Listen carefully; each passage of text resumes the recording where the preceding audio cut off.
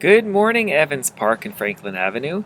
This is Mr. Price, your art teacher, and we're going to be doing some remote learning today. I'm really excited about remote learning because we're going to be able to do some things that we don't normally get to do in the classroom. Today, I have a wonderful field trip for us. We're going to be visiting my neighbor, Matthew Andriotis, who is a phenomenal artist and musician. We're going to go inside and get to talk to him and see some of the things that he does. So if you're ready, let's go on inside.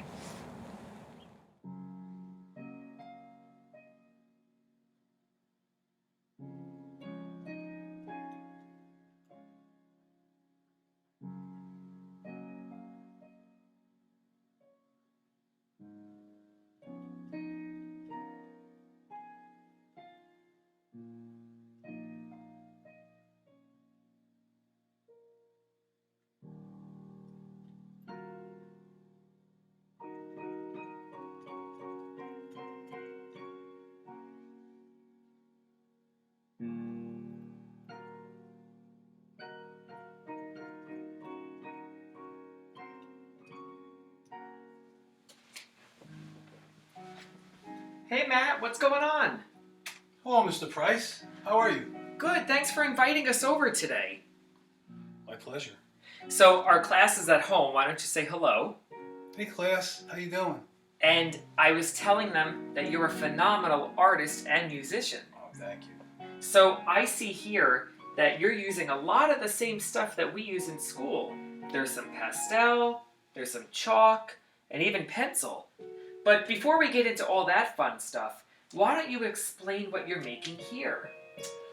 Well, this is Mystic, Connecticut, and I was there with my smartphone, and I took a picture of it as the sun was going down, and I was just struck by the beauty of the colors of the clouds, and I wanted to capture that moment in time, that impression in time.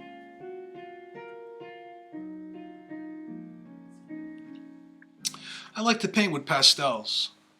It's like oil paint without the oil. And I use an assortment of soft pastels and semi-hard pastels and pastel pencils and hard pastels too. And what I do is I keep them on a screen so the dust falls into here, so it keeps them clean. And then if I want to sharpen my pastels, I come over here to this little sandpaper that lets the pastel fall through, and I can make a nice sharp point and make details. And What's the stick you use for? this is a miles stick. Artists have been using this for centuries, and what's it for? It's to hold my hand steady. Aha. This is real important. I love this thing. I use it all the time. Like, it's so hard to be here, Right. so if I steady my hand, I could go right in and make all the details I want. So I love to use this. And all it is something I got in the art store. It's a stick. Now,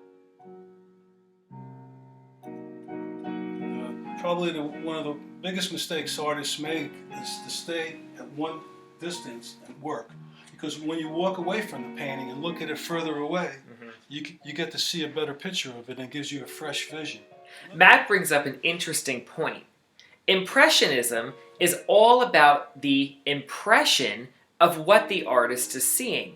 So when Matt is talking about walking forward and away from his artwork, it's good to get an idea of what it looks like from far away and up close, because Impressionism is all about the impression of what you're seeing. So Matt, do you use other tools besides what you showed us here? Yes, I do. I use this. It's a viewfinder. Aha, what would you use this for? Well, paintings are usually in a rectangular surface. Okay. And what I do is, when I look at a scene, I look at the scene through the square image, rectangular image. And it gives me my composition inside that square. Right. And we must remember, too, that the edges are important to know in a painting, too, because there's negative shapes and positive shapes. And when you put it in a square, I know Mr. Price knows this, it helps you do a composition. Right. So a composition is the arrangement of the objects in your picture. So if I take this viewfinder, And let's see if I can put it on the camera to give you a better understanding of how it works. Frame me. So let's see. Let's try to frame Matt in. So turn it around, do a portrait way. Oh, turn it. Yeah, like that. Okay. So now if you wanted to see me, in a portrait setting. So this would give me an idea of what the picture would look like before I worked on it. Right, and the shapes over here, from my face to the edge is a shape, just like my head is a shape. Right, because if you're looking at Matt's picture, well, it's a little hard to do, guys, but Matt is the positive shape, and the air around Matt is what an artist would call the negative space. That's real important, Mr. Price. I look for that all the time. When I begin my paintings, I look for those shapes. You can see there's a hole here, and there's a hole on the other side. Where can you see it? There's two holes in this. See the two holes? There. Right.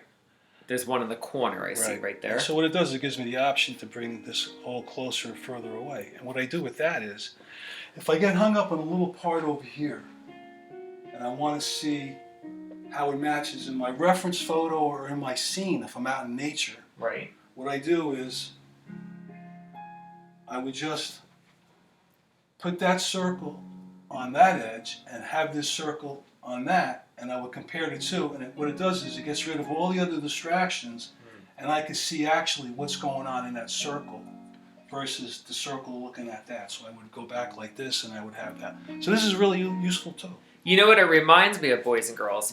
It's sort of like when you're working on a computer and you zoom in on the pixels and you can see what's happening in that DPI.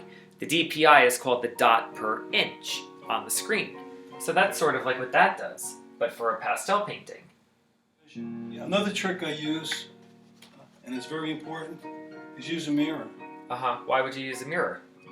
A mirror is to see the reverse image, and it gives you fresh eyes. And you instantly see mistakes. I use it all the time, especially with portraits. So Matt, I was hoping that you'd take the class and myself over to the wall so we can take a look at some of your other paintings. I would love to. But before we go over there, there's one I noticed that you have sitting here. Would you mind talking about that really quick? I sure would love to. Come on, boys. This is another painting I'm working on, and you can see it's on a little tabletop easel. I take this with me sometimes when I travel. I could put it on a table, and I could put it on my lap. And that's a scene of Cape Cod. And I just loved the way it looked with the sky, with the water in the background, and the, what do you call that brush up in the front, Mr. Price? Seagrass? Seagrass. And what makes it special is that little red sign that says no parking. And I felt like that little red just stood out so nice against the blue and the green. And I'm working on a painting, too. It seems like an artist, a famous saying from artists is an artist never finishes his work, he just abandons it. You just never know when to stop. You have to know when to walk away. Mr. Price and boys and girls, when you go on vacation, you could take your art material with you and you could do a painting on a spot. That's what I did in Capri, Italy.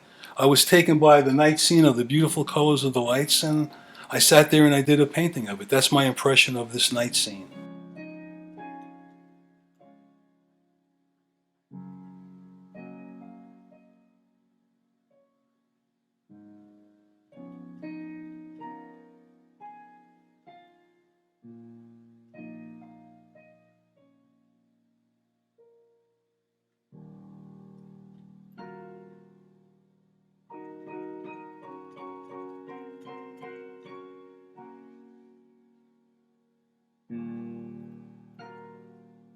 So Matt, we're at the piano. Are you ready to perform? Yes, I am, Mr. All right, Price. take it away. Let's see what you have.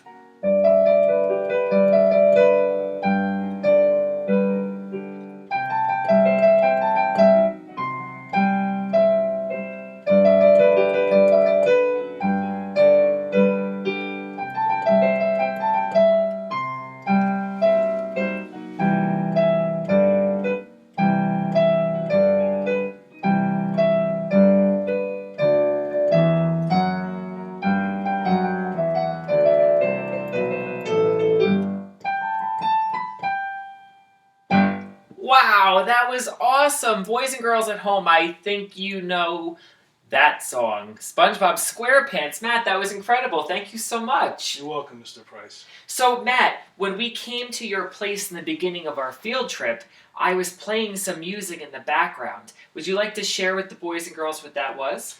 That was called Claire de Lune, a very popular piece. And that was written like 150 years ago. And that was an impressionistic musical piece. Just like art is impressionistic, so is music. Wow. I want to thank you for letting us come visit you and seeing all your beautiful artwork and teaching us some of the wonderful techniques and tricks that you use to make a beautiful painting. And we thank you so much for letting us visit. Come back again. Very good. Take it away.